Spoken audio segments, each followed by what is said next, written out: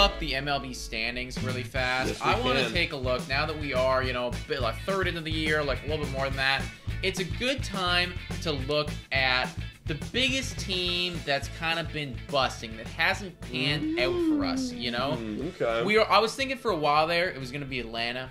I was thinking for a while there, it was going to be Boston. No, you they're know, back. it's like, I was thinking for a while there, you could make an argument that the Phillies were doing that, but now Right, the they're Phillies back. are crawling back into this. I know what it is for me. It's pretty easy for me. I think that there are two teams, in my opinion, that are really not doing what they should be doing. I know what they are, and I think they're both in the AL. Yes, they are. Yes, they are. Who do you think I'm talking about? First one, Chicago White Sox. Yeah, They're busting all over the place. It's like a really bad porno. It's Oh, God. it's disgusting. That is an image. It's a good That one, is eh? an image, Yeah. They're busting like crazy. Look, we talked about them last week. Tony La Russa needs to go. They have one of the worst offenses in baseball from a team that should have one of the best offenses in baseball. And they're not doing it. And Minnesota and the Cleveland Guardians are making... These are two teams I would have said would have been like... I would have said before this year, it would have been White Sox, Detroit, Cleveland...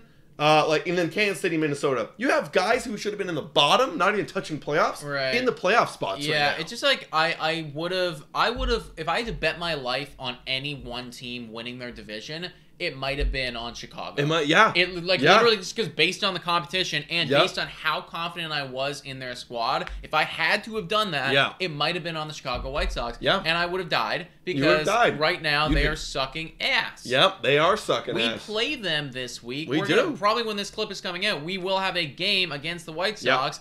And I'm really not that intimidated. No, I'm not at all. Which is kind of crazy. Not at all. You know, and like, I marked this on the series or the schedule a long time ago, being like, oh, boy. We're going into Chicago. This could be bad. Yeah, no. I'm not that concerned. No, you know, not I'm at really all. not. Not at all. Second team, who do you got? It's definitely, I know what it is, the Seattle Mariners. That's the one I'm talking about, buddy. They're worse. They're worse than the Chicago White Sox. 29-38?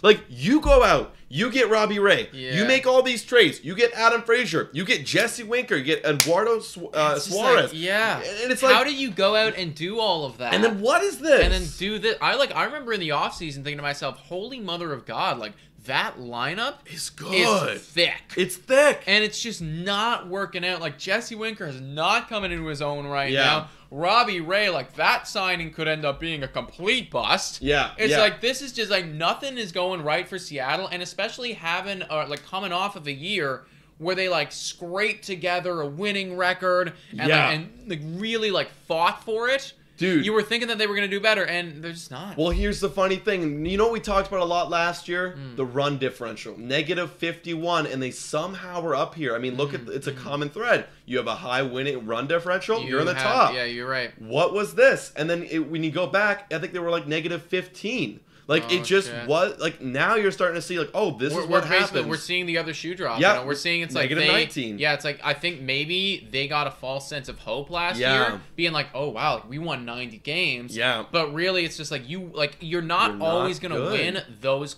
many close games. No. Because I remember, like, they won, like, 30 or like 35 like one-run games or like something stupid like that. And it's just like, that just doesn't happen every year. And like, we're seeing it right now. You just think with the amount of star power that they went out and they signed and they traded for, it would have changed. It would have changed. It would have put them over the hump. But it didn't. But it's like, it's just not. Like, I remember in the offseason, I was like, I had them, like, right neck and neck with us as far as, like, team makeup goes. And, like, they're nowhere even remotely close. No, and, like, we're talking about betting your life. Like, I was going to bet my life on the Houston Astros because they've won it in the last 5 years in a row.